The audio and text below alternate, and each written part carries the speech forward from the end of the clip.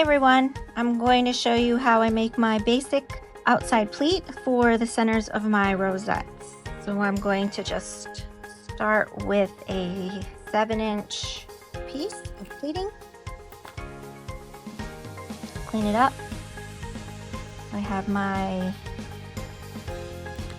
little bun and the hot dog is going to fit inside the bun. Glue.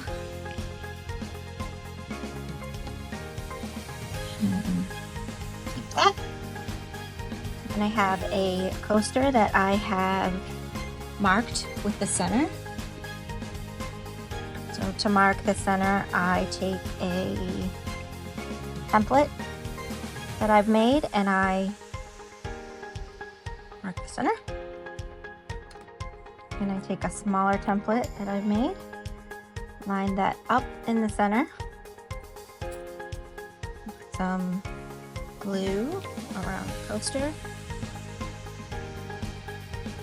And then stick this down over top of the smaller template. Push it down. Cradle it. And another push.